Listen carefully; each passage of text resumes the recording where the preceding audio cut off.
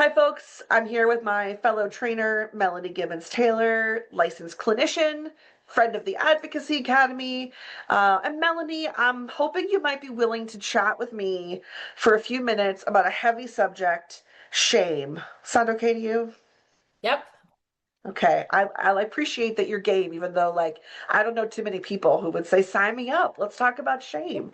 But I suspect that you work with clients who have been exposed to traumatic events and then tell you about the shame that they feel. So, what kinds of things do you hear people say that indicate to you like they might be wrestling with some shame?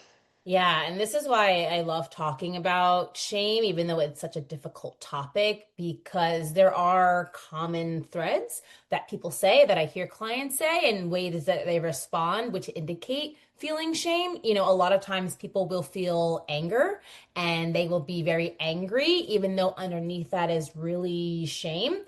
They will say things like, this is all my fault, or this is because of me, or I caused this. And that is really internalizing the traumatic event, which is a very common experience when someone is feeling shame. Yeah, and you're giving such good examples of how people rarely come out and use the S word. Like, "Hi, Melanie, I have shame." It's Exactly. not like that. They say other things, but you're trained well enough to know like that sounds like shame, and it's just so common. And I think there are a lot of reasons that it has become really common for people to feel shame after traumatic events and experiences. First of all, I think some shame has been taught to us from the world around us. I think we kind of absorb it. In some communities, things like purity or strength or family honor are tightly linked to one's identity. And any kind of trauma, but I think especially sexual trauma, can be perceived as some sort of moral failure or a stain on a person, even if the person did nothing wrong. Or sometimes we hear questions or comments that imply that there's some sort of blame being put on the person who was victimized, like, well, what was she wearing? And was she flirting with the person? And things like that. What else? I agree, and it's really sad, but it is a cultural thing now that's kind of become that way. And I think another reason that people can be really hard on themselves is because they maybe also didn't behave the way they thought they would, or the way that they expected themselves to behave in a situation.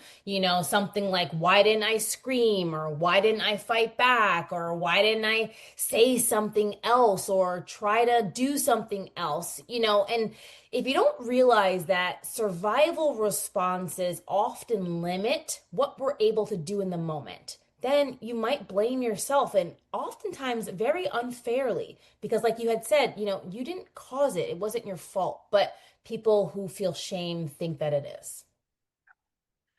Yeah, that's a great point about something that I think even a lot of experts, air quotes experts, don't really know that much about. Like they too might wonder, well, but why didn't you scream? Why didn't you Mhm. run away? So Mhm. we have a long way to go to train people to understand that sometimes that's just not accessible. Um, I also think shame is sort of self-protective. Um, yeah, in a weird way, it gives us like this false sense of control over the world. Like if I blame myself, then all I have to do is be better next Mhm. time, and Mhm. this won't happen to me again. So as long as this is my fault, I'm in control of it happening or not happening in the future. And the reality is, violence can happen to anybody. And while there may be some things we can do to maybe reduce our chances, no one is Mhm. exempt or free of risk. But we don't want to think about that. We don't want to believe that I'm vulnerable at any moment. We don't want to believe that it could really happen at any time. It actually feels safer for a lot of people to think, no, no, no, I did this to myself, because it creates that sense of control over things that we just don't control.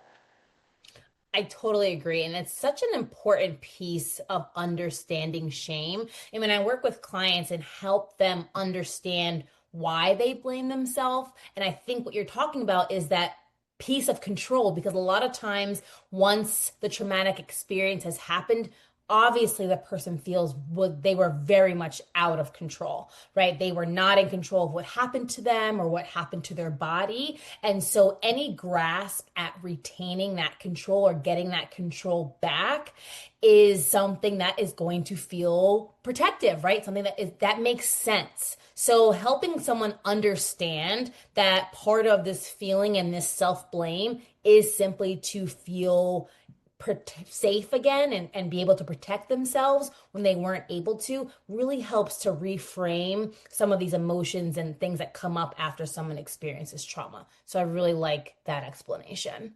Yeah.